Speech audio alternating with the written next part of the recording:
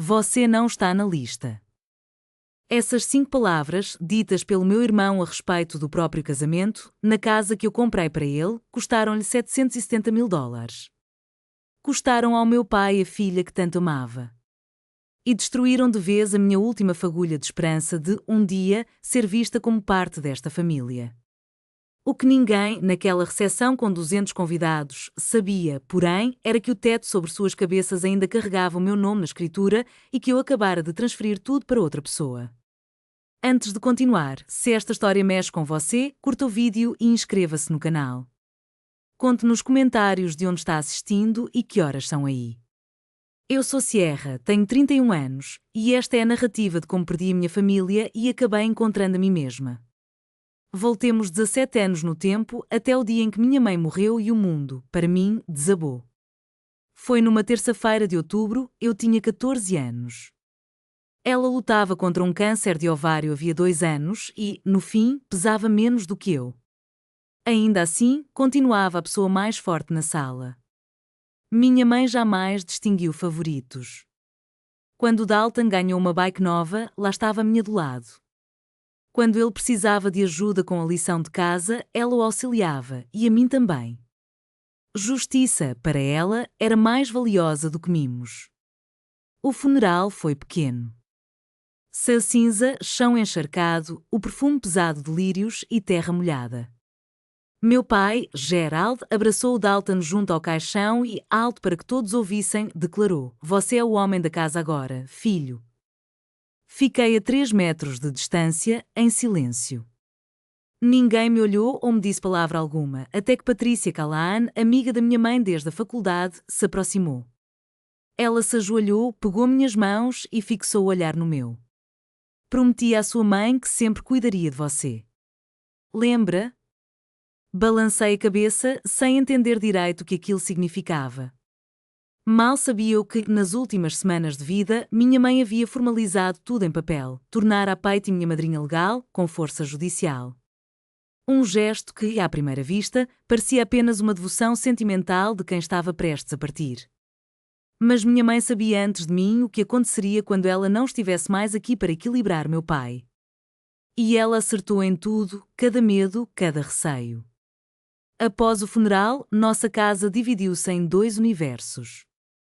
No mundo do Dalton, havia um Mustang usado no dia de seu aniversário de 16 anos, um generoso fundo para a faculdade, sempre abastecido pelo meu pai, aulas de golfe no clube dos amigos dele, viagens semanais para visitar campos universitários e um quarto repintado 2 vezes. No meu mundo sobravam migalhas. Quando pedi dinheiro para comprar livros do 2º ano do ensino médio, meu pai nem ergueu os olhos da TV. Pergunta ao seu irmão, ele disse, ele já recebeu o orçamento. Orçamento. Como se houvesse apenas um pote de dinheiro e, claro, meu irmão sempre chegava primeiro. Comecei a trabalhar numa cafeteria na semana em que fiz 16 anos. Acordava todo dia às 4:30 da manhã para atender ao balcão antes da escola. Cada caderno, cada calculadora, até meu casaco de inverno, que rasgou sem que ninguém percebesse, foi comprado com meu próprio dinheiro. Numa dessas madrugadas geladas, precisei do carro do Dalton. Tinha uma entrevista de bolsa de estudos na manhã seguinte, minha única chance de pagar a faculdade. O ônibus não passava cedo o suficiente. Toquei a campainha da casa dele e, sem tirar os olhos do celular, ouvi: "Precisa mesmo?" "Vai de ônibus." Expliquei outra vez que não havia ônibus às 6 da manhã. Ele resmungou: "Então caminha." E foi isso. Andei 2,5 km no escuro para chegar ao tal lugar. Consegui a bolsa. O que mais doeu descobrir, anos depois, foi que minha mãe também tinha reservado um fundo universitário para mim, exatamente igual ao do Dalton. Depois que ela morreu, o Gerald, meu pai, transferiu cada centavo para a conta dele, sem esperar nem um ano. No dia da formatura, um sábado de junho, recebi o diploma com summa cum laude entre a National Honor Society e uma bolsa integral para a Universidade Estadual. O Gerald levou o Dalton para um jogo de basquete. Eu atravessei o palco quase sozinha. Quando olhei para as arquibancadas lotadas de famílias com flores e bexigas, só vi uma pessoa, a Patty, na terceira fila do lado esquerdo, batendo palmas tão forte que o corpo inteiro tremia, com um girassol no colo. Mais tarde, fechei as malas. Eram 2. O Gerald estava na sala, vidrado no Sport Center. Passei por ele, carregando tudo. Ele levantou os olhos e soltou, seco: "Vai embora?" "Vou." Tranca a porta ao sair.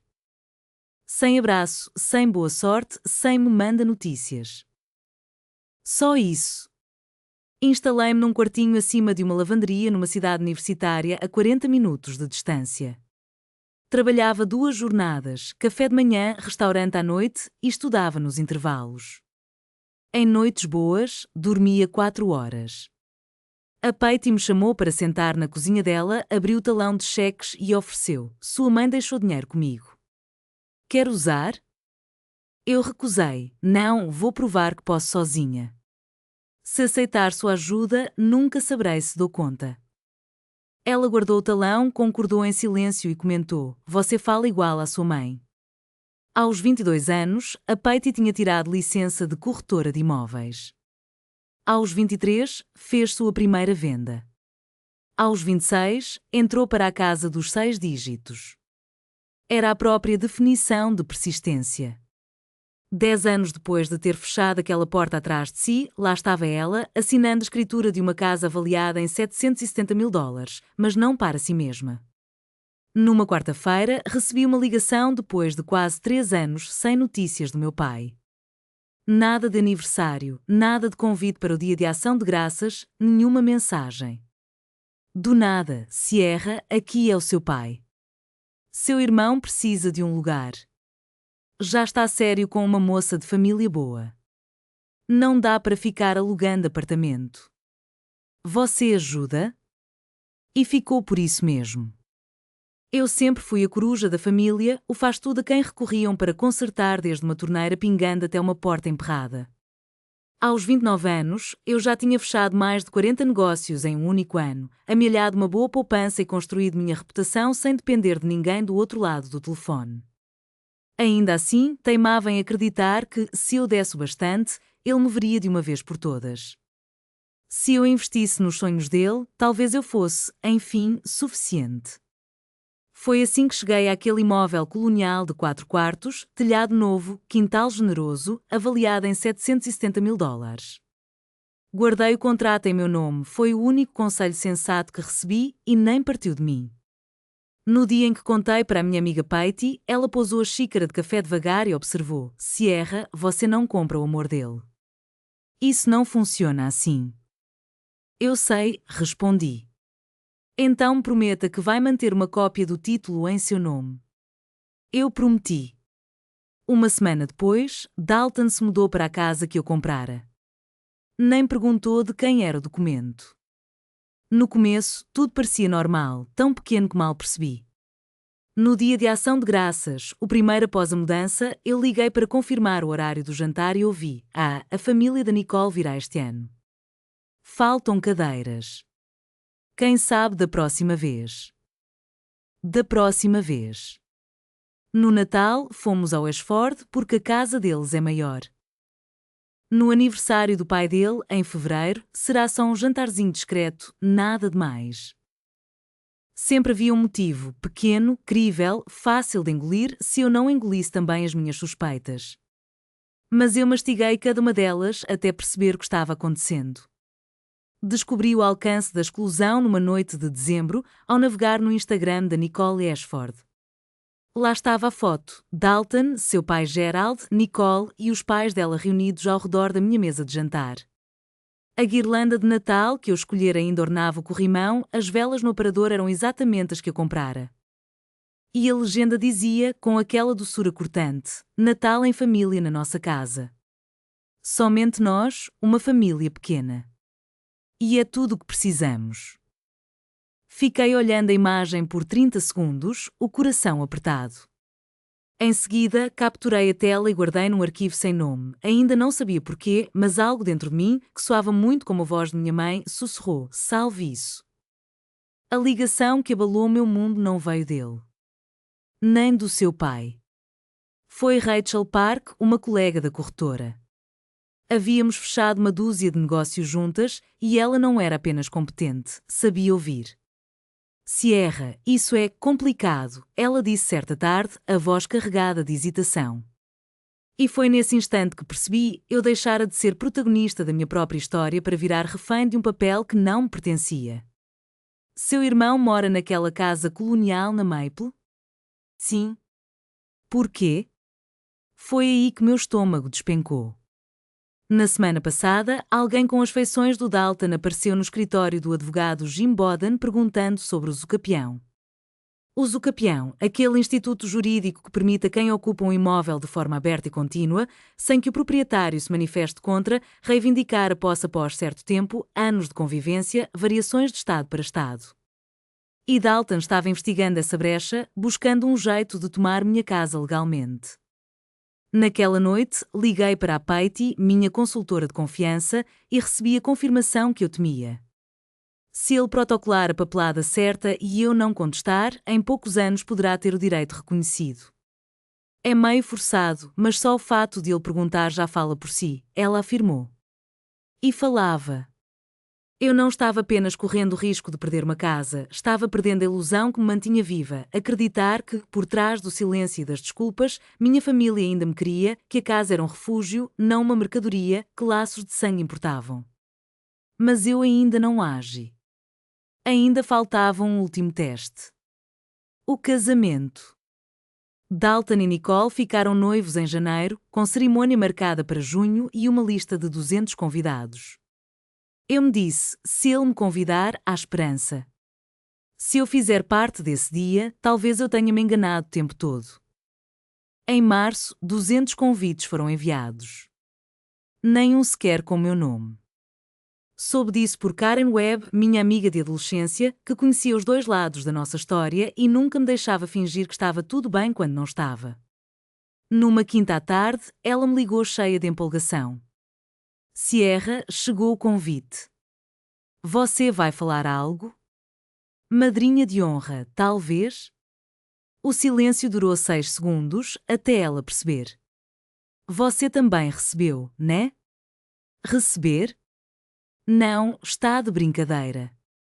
Não estou. E enviou uma foto do convite, cartão grosso cor de creme, relevo dourado, com os nomes de Dalton Andrew Mercer e Nicole Elizabeth Ashford, data, 200 convidados, recepção a seguir na residência do casal. A residência do casal, minha casa. Tentei ligar para o Dalton. 4 toques e foi para a caixa postal. Liguei de novo, nada. Mandei mensagem. Saúde invite. Amy coming? Esperei 3 horas, encarando o celular como se ele me devesse algo. Finalmente, a resposta. Sierra, já conversamos sobre isso. A lista está apertada, a família da Nicole tem prioridade. Não faça disso algo pessoal. Conversamos? Paramos de nos falar há 2 anos. Respondi apenas o que realmente importava. O casamento é na minha casa, Dalton. O aviso de lead apareceu num segundo. Faz 2 anos que não moro lá. Todo mundo sabe disso. Li a frase 3 vezes. A primeira leitura quebrou a irmã. A segunda, a mediadora. A terceira, o último pedaço de mim que ainda acreditava que generosidade bastava. Deixei o telefone sobre o balcão e, pela primeira vez em anos, senti meus pensamentos se organizarem. Na manhã seguinte, liguei para o meu pai, Gerald. Ele atendeu no segundo toque, sinal de que já devia estar esperando. Pai, você sabia que não fui convidada? Perguntei, tentando manter a voz firme. Seu irmão, que faz as regras no casamento dele, do outro lado, a televisão rolava sem nenhum sussurro de volume. É minha casa, Sisi. Eu é que o deixei morar lá. Não é a mesma coisa, respondi, irritada. Houve uma pausa. Eu podia ouvir cada drible do jogo que ele assistia. Sierra, para com esse drama. A voz dele permaneceu surpreendentemente tranquila. Deixe seu irmão ser feliz, pelo menos uma vez. Pelo menos uma vez. Como se Dalton já tivesse sido privado de algo na vida. Como se a felicidade fosse uma única fatia de bolo, reservada só para ele. E eu, então? Minha pergunta soou miúda diante da TV ao fundo. Você vai ficar bem. Você sempre fica. Ele desligou. Fiquei sentada no chão da cozinha, segurando o telefone como um objeto sem vida. Você vai ficar bem. Você sempre fica. Ele falou como se fosse um elogio, como se minha capacidade de cair de pé justificasse empurrões sucessivos. Aquela frase de 6 palavras foi o gesto mais cruel que ele já teve comigo. Não houve raiva ali, apenas convicção, era a permissão silenciosa para nunca mais aparecer. E assim ele fez. Naquele mesmo dia, escrevi para Dalton uma mensagem longa. Sem raiva, sem súplicas, apenas a verdade. Contei sobre cada feriado que ignorei, cada ligação não atendida, todas as desculpas que inventei para poupá-lo da verdade. Falei do fundo universitário que o pai tirou de mim e da casa que comprei achando que, talvez, nos aproximaria. No fim, deixei só uma pergunta. Você realmente quer me tirar da sua vida ou está simplesmente confortável demais para notar que ainda estou aqui? Ele visualizou, o checkmark ficou azul, mas não respondeu.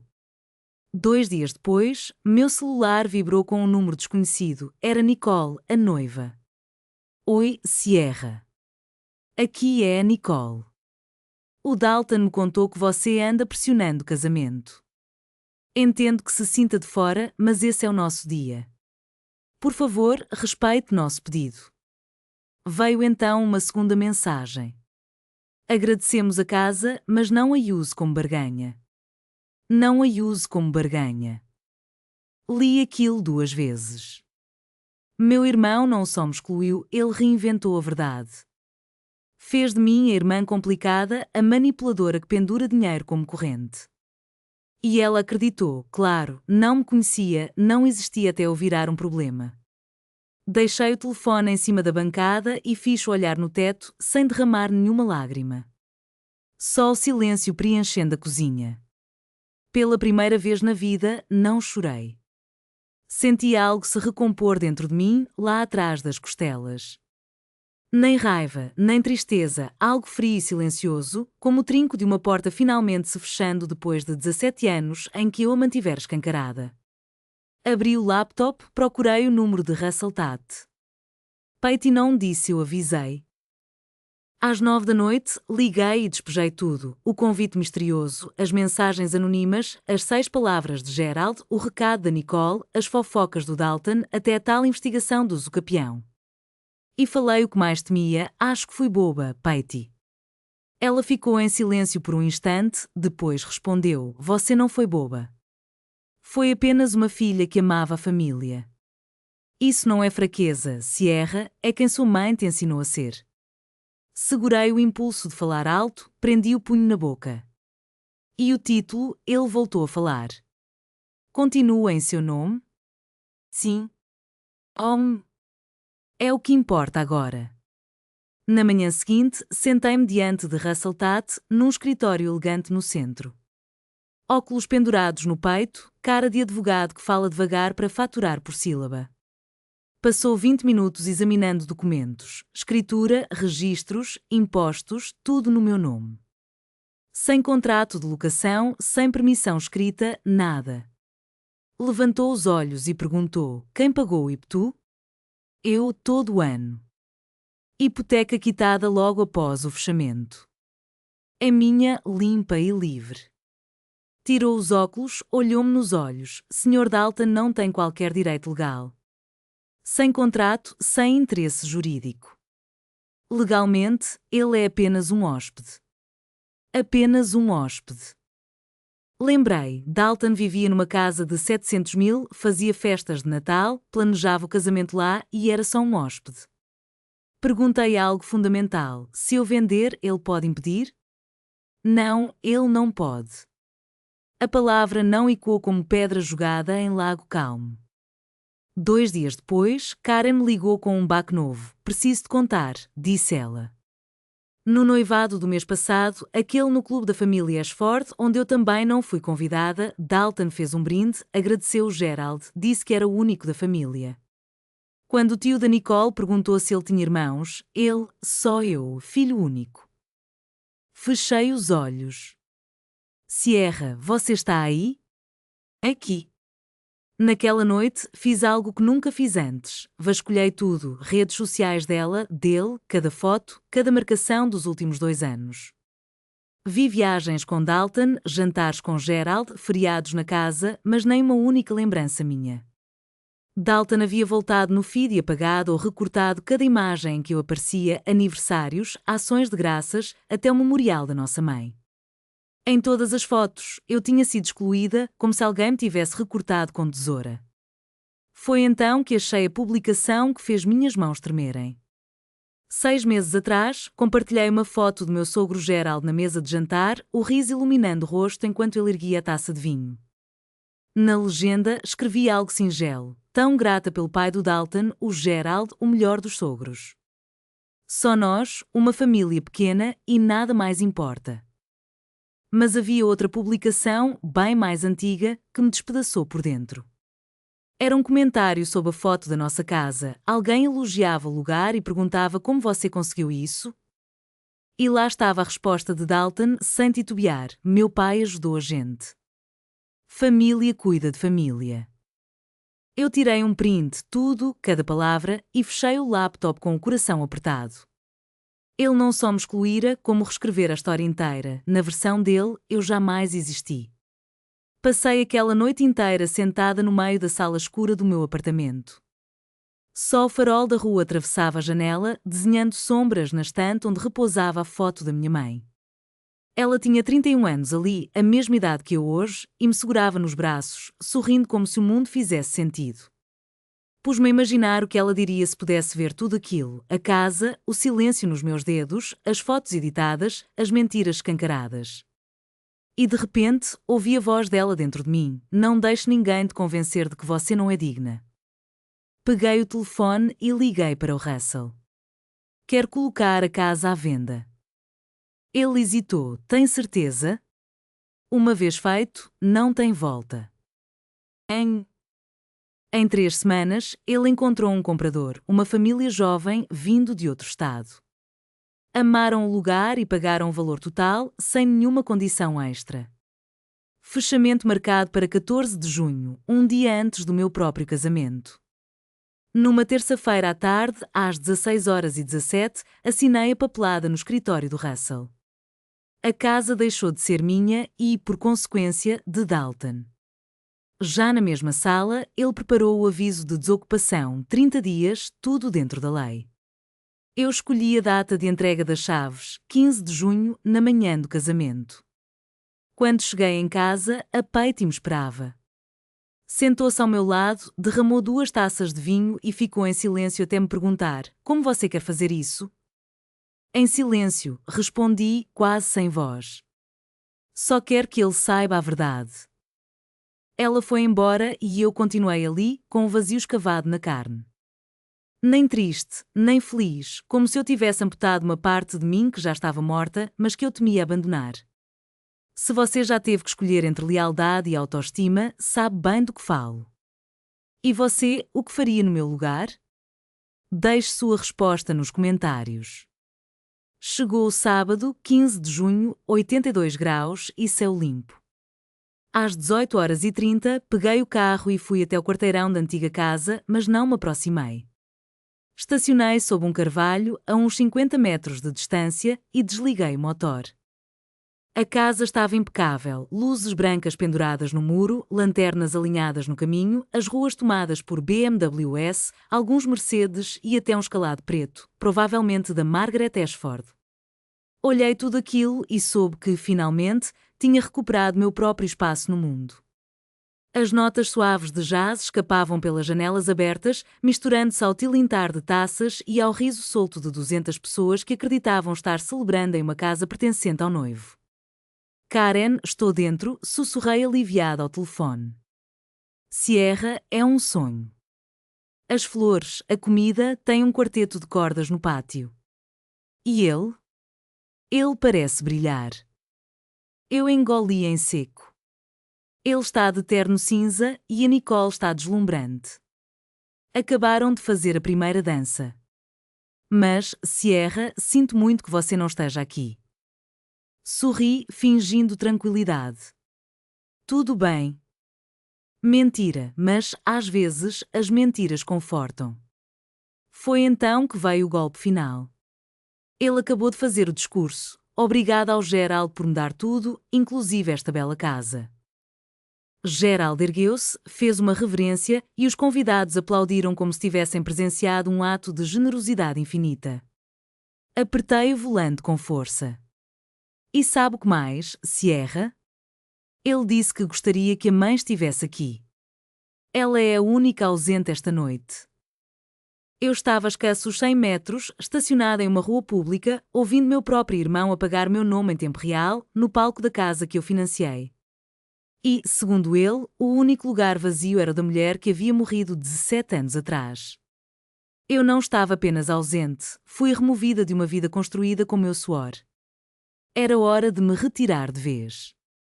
Marquei no relógio 20h41. Liguei para o Russell. Band. Ele hesitou. Tem certeza? Sim. Num único movimento, Russell despachou 2 itens. A notificação formal de desocupação via serviço de courier com confirmação de recebimento, prazo de 30 dias.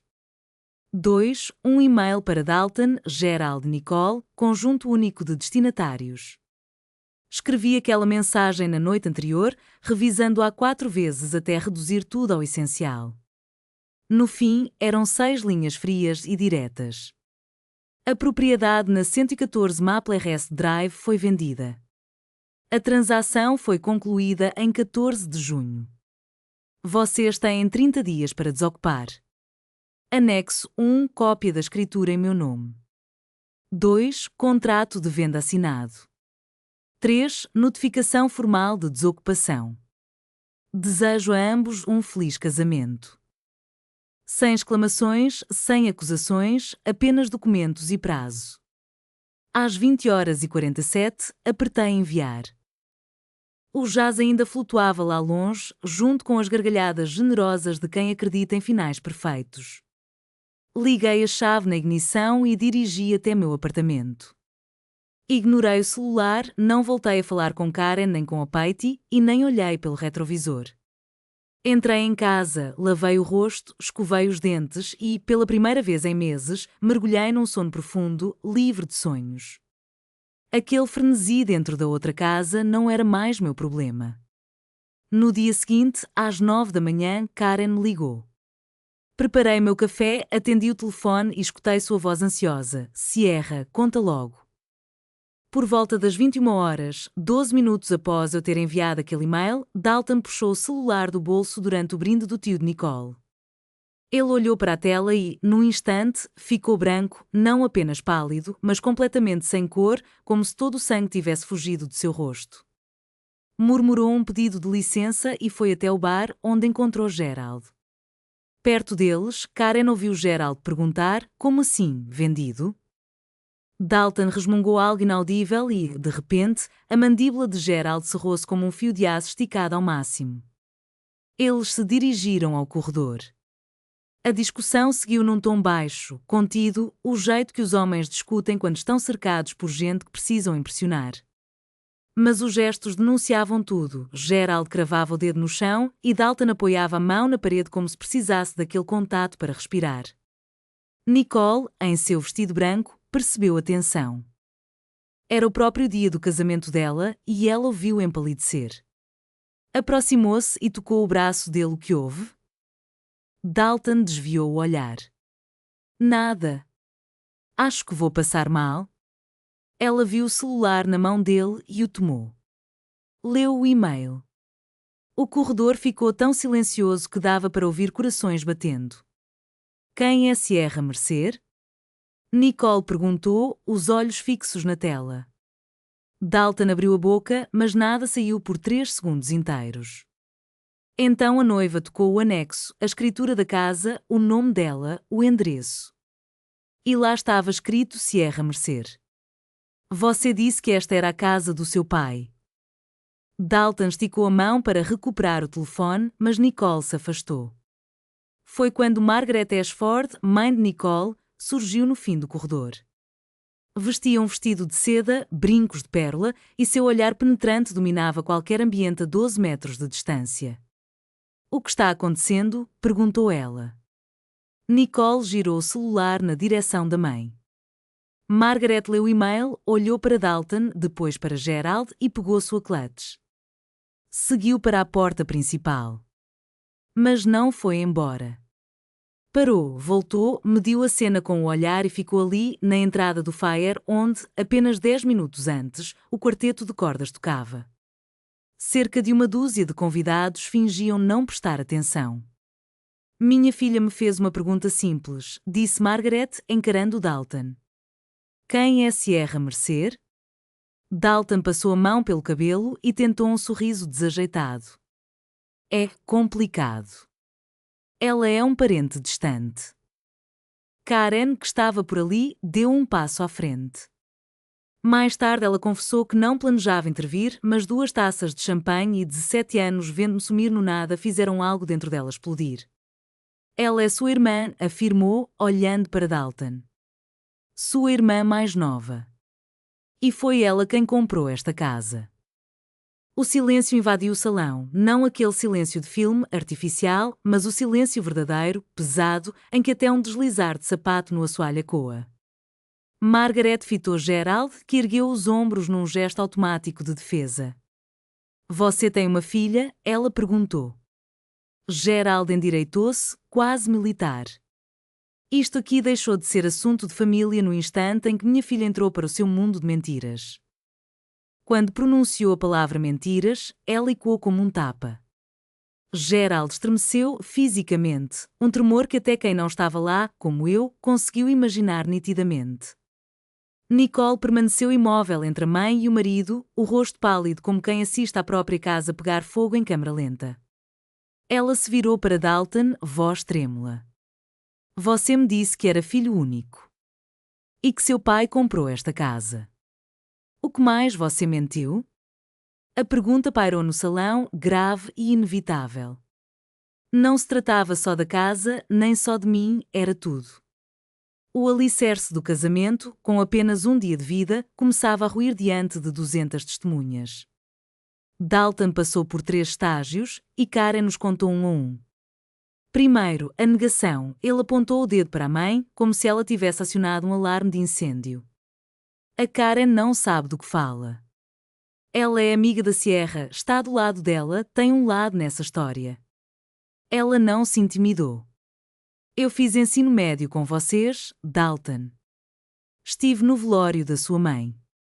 Vi você almoçar na casa da Sierra por 16 anos. Veio então a deflexão. Dalton estendeu os braços, convidando o salão inteiro a ouvi-lo. A Sierra sempre foi assim. Está com ciúmes, quer destruir meu casamento porque não suporta me ver feliz. Nesse instante, Margaret cortou o ar com voz firme. Ela nem foi ao seu casamento, Dalton. Você não deixou. Por fim, o colapso, ele mirou Gerald como uma criança flagrada colando na prova, suplicante. Pai, me ajude a consertar isso. Gerald permaneceu impassível, mãos nos bolsos, lábios selados. Pela primeira vez na sua vida de 63 anos, Gerald Mercer ficou sem ter a última palavra. Nicole se levantou, ajeitou o vestido como se fosse só mais um gesto de elegância e murmurou, quase inaudível. Preciso de ar. Caminhou até a porta, seguida por 2 madrinhas. Depois, pela tia, pela prima e por Margaret, que parou no batente e lançou a Gerald um olhar que dizia o fim de tudo. Lá dentro, o DJ nem tocava mais música, ninguém se importou em pedir para recomeçá-la. Dalton ficou sozinho no hall, os convidados se despediam aos poucos, recolhendo casacos e bolsas, murmurando sem se despedir direito. O último carro partiu às 23h14. No domingo, às 7 da manhã, o telefone tocou na minha cozinha. Eu estava sentada, café em mãos, lendo o jornal. Deixei tocar 2 vezes antes de atender. O que você fez? A voz do meu pai estava baixa, trêmula. Nem de tristeza, mas de raiva. Vendi a minha casa, pai. Ajeitei a xícara na mesa, calma. Você envergonhou seu irmão no próprio casamento. Pai, vendi o meu terreno. Tenho esse direito legal. Você precisa consertar isso. Ligue para o comprador. Desdiga tudo. Já foi feito. A casa não é mais minha. Silêncio. Eu escutava a respiração dele, pesada e irregular, de quem não está acostumado a perder uma discussão. Então ele sacou a única arma que ainda lhe restava. Sua mãe ficaria envergonhada de você. Ali estava ela, a carta na manga definitiva. Minha voz não falhou. Foi isso que eu queria registrar, firme, sem tremores, sem elevar o tom. Do outro lado da linha, ele evocou minha mãe morta, a única que não podia se defender enquanto quebrava cada promessa que fizera a ela. Não trema, pensei, embora meu peito doísse. Não trema. 5 segundos de silêncio. 10. Não me ligue de novo, se erra. Eu não tinha planos de ligar, pai. E ele desligou. O café esfriou na mesa, o jornal permaneceu sem abrir e o apartamento mergulhou naquele silêncio pesado que só um lugar vazio sabe ter. Foi o último telefonema que atendi do meu pai. Depois dele, vieram recados por outras pessoas, em tons suaves. Mas foi naquela chamada que eu decidi trancar a porta de vez. Na segunda-feira à tarde, ouvi meu celular vibrar, Dalton de novo. Quase não atendi, mas precisava de um encerramento, não de esperança. Você não pode fazer isso, resmungou, a voz rouca pelo choro e pelo confronto da noite inteira. Esta é a minha casa, Sierra. Nunca foi. Sempre esteve em meu nome. Eu deixei você morar aqui. Vou processar você. Ente. A escritura está no meu nome desde o início. Silêncio. Ele mudou de tom, de arma para ferramenta, Sierra, somos família. Eu conserto as coisas, você sabe. Falo com a Nicole, a gente te chama para jantar, você disse à sua esposa que eu não existo. Aquilo soou como um muro entre nós. Posso explicar? Não precisa. Entendi bem. Mais um suspiro, tem 30 dias. A lei é clara. E depois? Para onde eu vou? Isso não é mais problema meu. Outro silêncio, e então, me desculpe. 2 palavras, mas tão atrasadas que perderam o sentido. Desculpe por quê? Ele não soube responder, admitir o erro seria reconhecer a culpa. Adeus, Dalton. Desliguei com a mão firme, o coração apertado, mas resoluto. Quarta-feira de manhã, Russell ligou para confirmar o que eu já sabia. A venda estava concluída, o título transferido e os $770.000 depositados na minha conta. Limpo e legal, repetiu ele, como se quisesse aliviar o peso dessas palavras. Palavras que pesavam mais do que o valor na conta bancária. Soube depois que Dalton contratara um advogado. Quem mais senão meu avô pagaria por isso? Mas não adiantou. 15 minutos de leitura dos papéis e o verdito: não há caso. A propriedade é sua. E assim, com um clique invisível, um capítulo se fechou. Não havia contrato, nenhum papel assinado, nenhum acordo escrito sequer. Dalton viveu na minha casa durante 2 anos. Pintou paredes, montou a árvore de Natal, planejou festas, anunciou aos 4 ventos, para 200 pessoas, nada menos, que aquele era o lar dele. Mas, na lei, ele não existia ali. Nem um parágrafo com seu nome. Porque a última coisa que passou pela cabeça dele foi que a irmã que ele fingira não existir um dia precisaria de provas de que ela de fato existia. Quando dei o prazo de 30 dias para Dalton e Nicole empacotarem tudo, vi o casal recém-casado mergulhar em caixas e fita adesiva. Nicole não entrou com pedido de divórcio. Confesso que fiquei aliviada. Não por poupar Dalton, mas porque não queria ser a granada prestes a explodir um casamento. Minha única exigência era que a verdade fosse finalmente posta na mesa. O que eles fizessem depois era escolha deles. Claro que Nicole impôs condições: terapia de casal, transparência total sobre as finanças e, por fim, um papo comigo. Essa última parte ficou a meu critério. Quando fui procurada, vi a Karen, agradeci, mas disse que não era hora. Talvez nunca fosse. E ali, pela primeira vez em 17 anos, tomei uma decisão sobre minha família sem me preocupar com a aprovação deles. Foi como finalmente respirar depois de um longo mergulho. Mas a verdade tem o poder de se espalhar e, quando se tem 200 testemunhas, não há como guardá-la em garrafa. Em poucos dias, toda a população que Dalton e o pai, Gerald, haviam cultivado em anos de aparições no clube de campo, no bairro, nos torneios de golfe, nos encontros de irmandade e até no escritório, conhecia a história. A irmã que comprou a casa foi apagada da família e viu o imóvel ser vendido no dia do casamento. Cada vez que era contada, terminava com um suspiro ou um balançar de cabeça.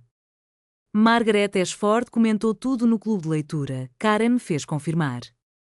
Palavras exatas dela: se ele mentiu sobre ter uma irmã, o que mais estará escondendo? Essa frase se espalhou como rastilho de pólvora pelo círculo social dos Ashford. Em menos de um mês, Dalton deixou de ser aquele partido excelente para virar o cara que a filha da Margaret deveria ter pesquisado melhor. Gerald foi quem mais sofreu. Aqueles amigos de longa data, os parceiros de golfe, começaram a fazer perguntas sem respostas. Um deles, Walter, juiz aposentado, chegou a dizer na lata, durante o almoço: "Você cortou a sua própria filha, Jerry, a moça que comprou a casa para garoto."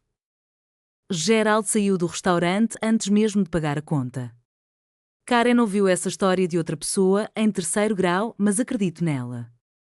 Afinal, toda a identidade de Gerald se apoiava na imagem de pai exemplar e homem de respeito. E, de repente, os que mais o admiravam só viam um impostor. Hoje, Dalton e Nicole moram em um apartamento de 2 quartos do outro lado da cidade. Não há quintal, nem luzinhas penduradas, nem varanda para a orquestra de cordas. A casa da Maple Drive, onde eu morei um dia, agora pertence à família Brennan, um jovem casal com 2 filhos que pintou a porta vermelha. Passei por lá uma única vez. Aquele tom carmim ficou bonito na fachada. Uma semana depois, Patty me chamou para conversar. Marcou com o Gerald num café no centro, lugar público, terreno neutro. Quando ele apareceu, ela quase não o reconheceu, parecia envelhecido de 10 anos em 10 dias. Sem rodeios, ela começou. Linda me pediu para cuidar da Sierra. Sabe porquê? Porque ela sabia que você não o faria. Gerald apertou o copo de café como se estivesse segurando um punhal. Não envolva a Linda nisso. Já está envolvida, retrucou Patty. Ela viu o que você andava tramando antes de morrer. Me contou tudo. O que ela disse? Que você já havia escolhido Dalton e deixado a Sierra em segundo plano. Ela me fez prometer não só olhar pela menina, mas ficar pronta para agir, porque, no fundo, ela sabia que, sozinha, não conseguiria protegê-la. Patty descreveu como Gerald mordeu os lábios, os músculos do maxilar se mexendo como quem mastiga palavras difíceis de engolir. Não foi por tradição que ela me pediu para ser madrinha da Sierra, Gerald. Foi por medo do que você seria capaz de fazer quando ela não estivesse lá para defendê-la. Ela fez uma pausa e acrescentou, quase num sussurro, e ela tinha razão. Gerald se levantou devagar, sem empurrar a cadeira, como quem sai de um banco de igreja.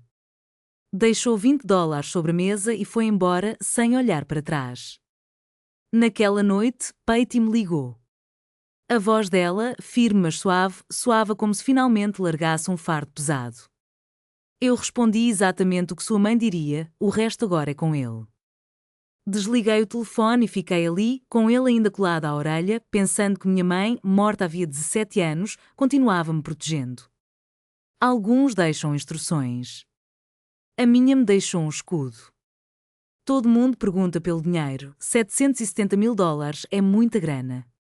Querem saber se guardei tudo, se gastei, se me senti vitoriosa. Não foi vitória, pareceu reembolso. Paguei minhas últimas dívidas estudantis, as que fiz quando o fundo da faculdade secou antes mesmo de eu receber um centavo. Aquilo sim pareceu certo. Um círculo que finalmente se fechou. Depois, me reuni com Pete e com o Russell. Juntos, criamos a Fundação Linda Mercer, bolsas de estudo para jovens que perderam a mãe cedo e lutam para se sustentar. Não apenas mensalidades, mas taxas de licença, certificação, depósitos de aluguel, aquelas despesas práticas que ninguém lembra quando diz basta estudar e você vai conseguir. Não dei meu nome à fundação. Dei o nome de quem enxergou 17 anos no futuro e planejou um abraço protetor para uma filha que não chegaria a criar. Pete cuidou de toda a parte jurídica. Russell, da papelada. Financiei com 1/3 da venda do imóvel. Sem reliazes, sem bailes de gala, sem post no Instagram, só um formulário, uma conta bancária e uma missão clara.